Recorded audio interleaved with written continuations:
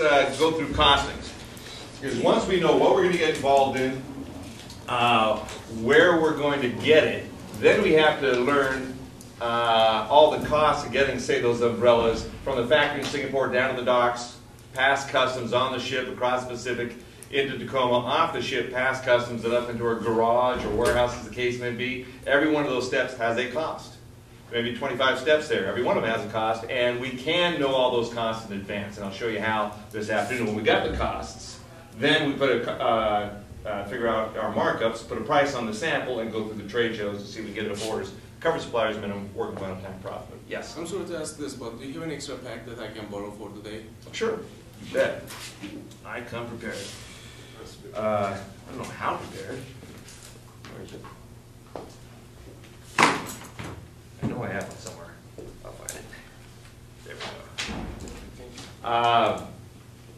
So here, just do a real simple one here first on page 20. Let's say we're bringing some dolls from Hong Kong, and there's 7.49 Hong Kong dollars each. If the exchange rate is 0.1335 times 7.49 Hong Kong dollars, that gives us a price of $1 each FOB Hong Kong.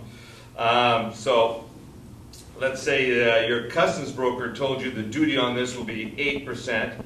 So 8% duty would be 8 cents on each dollar we bring in. Now, freight is usually in the United States domestically based on weight. $12 per 100 pounds, Seattle to San Francisco on glassware, say. So that's usually, if you're used to shipping things domestically, you usually know it's by weight. In ocean freight, it's almost always by volume. And all the tariff books are set up with both ways. Charging by weight, charging by volume for everything, and then they look at both, and whichever one generates the most revenue for the carrier, that's the one you're going to get charged with. But in ocean freight, it's almost always volume, how much space you take up in the container. So let's say the freight rate is $60 a cubic meter, and you're going to be using 3 cubic meters in this shipment. 3 times 60 is $180 in freight.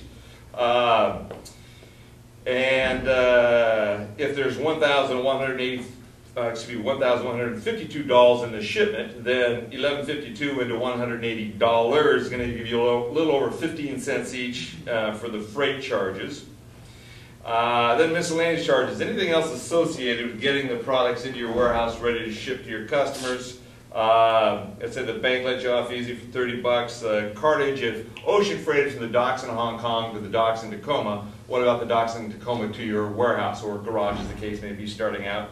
$25 for a local cartage or drayage, whatever you want to call it. And then your broker filled out some form for you, charges $60. You added the miscellaneous charges, $115 divided by $1,152 gives you almost 10 cents, 0.099 cents in miscellaneous charges. So it started as $1 in Hong Kong, FOB, meaning free on board the vessel.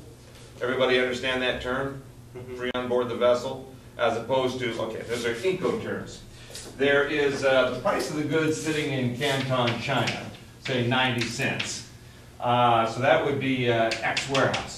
Price of the goods sitting in the warehouse docks in China.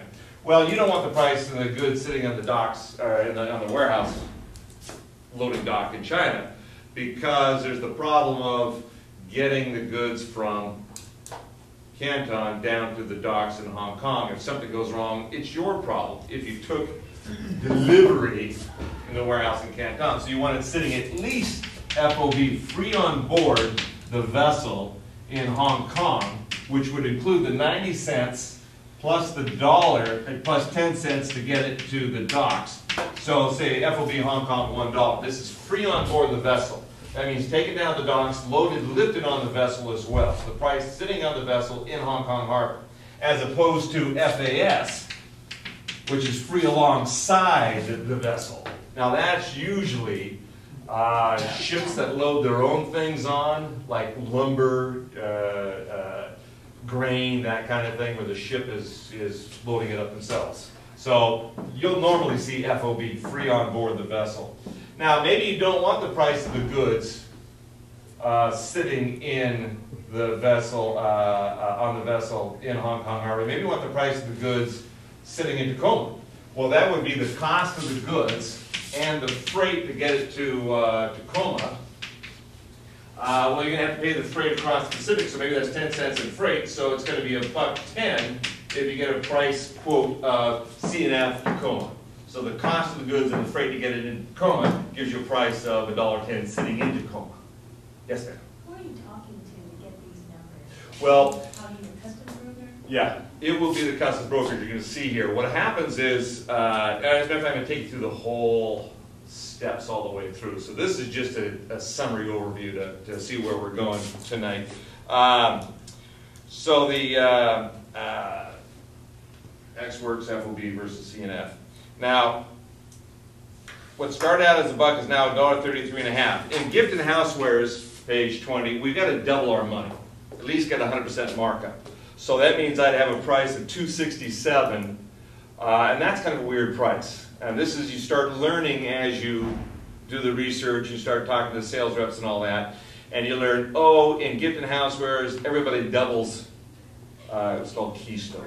Now, Keystone is defined variously as double the price, double the price plus freight, price plus freight doubled. So, who knows? I've heard different definitions, but in gift and housewares, they take a look at the price of the goods and they double it. But $2.67, the problem with that is quick, double that in your head. Can somebody double that in their head right away? $5.34, something like that. Okay. Now that'll kill your product at a trade show in the gift industry, because people are walking down the aisles and looking at things and they're doubling the price they see on the samples in their head. And if they stumble, they just keep moving. Okay? So I'd have to price that not at $2.67, I'd have to price it at, say, $2.75, because that's $5.50, $5.49. And I have that down there, pricing problems at the bottom.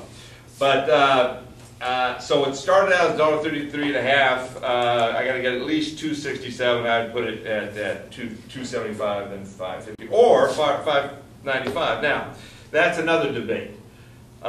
Should I stay at $2.75, knowing a lot of retailers are going to go to $6 on this $5.95? Should I stay at $2.75, or should I reach and go for $3? These kinds of raging debates I handle day in and day out. Do you go, well, that's whatever you want to do.